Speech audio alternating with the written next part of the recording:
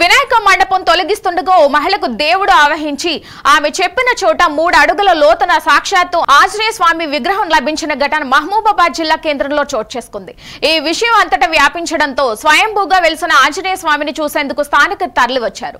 విగ్రహానికి ప్రత్యేక పూజలు నిర్వహించారు. విగ్రహం లభించిన చోట గుడి నిర్మిస్తామని స్థానిక యువకులు తెలిపారు. అక్కడికి చేరుకున్న జిల్లా బీజేపీ అధ్యక్షులు యలమంచిలి వెంకటేశ్వర్లు, దారా ఇందూరావు ప్రత్యేక పూజలు నిర్వహించారు. వారు మాట్లాడుతూ ప్రధాని నరేంద్ర మోడీ పుట్టినరోజు మంగళవారం రోజున మంగళ కాలనీలో మంగళప్రదమైన హనుమాన్ విగ్రహం స్వయంభూగా వెలవడం సంతోషించదగ్గ విషయమని, తమ బీజేపీ ఎండోమెంట్ శాఖ నుండి కూడా పూర్తి సహకారం అందిస్తామని హామీ ఇచ్చారు. అభయాంజనేయ స్వామి వెలిసిండు. గుడి దాతగా నా వంతు సాయంగా గుడి కట్టడం కోసం 5,16,000 ఇవ్వదలిచినని నా కోరిక మేరకు నేను ఇస్తాను.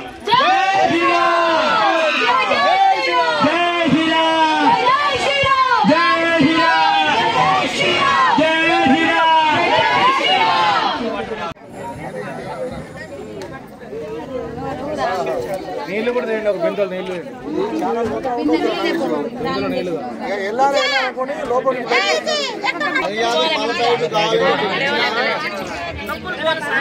ఎవరు ఇచ్చినట్టే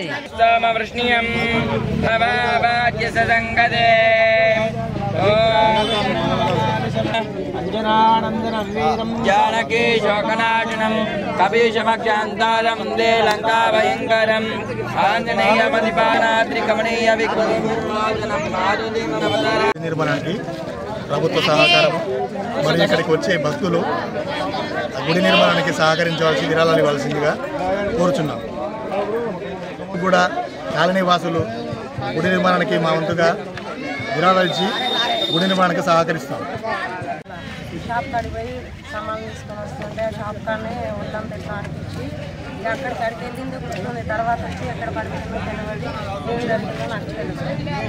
ఇక్కడ మంగళకాలన గుడి కావాలని మేము కోరుకుంటున్నాం. ఇప్పుడు మా అంతటా మాకు అనుమానం తేలింది కాబట్టి మాకు గుడి కట్టియాలనుకుంటున్నాం. మహబూబాబాద్ జిల్లా మంగళ కాలనీ 20వ వార్డు గల మన ఈరోజు ఉదయం మన లలిత అనే ఆమె మీద దేవుడు వచ్చేసి తన చేతుల మీదగానే భూమిలో నుంచి విగ్రహం బయటపడింది.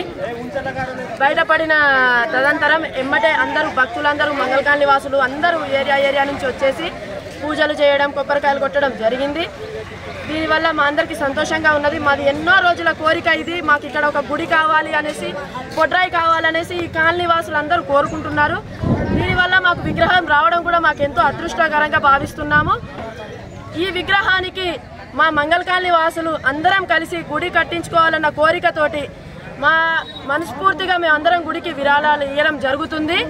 దీనికి ఇంకా భక్తులు ఎవరైనా సహకరించి గుడి కోసం ముందుండి మేమున్నామని ముందుకు రాగలగాలని కోరుకుంటున్నాము.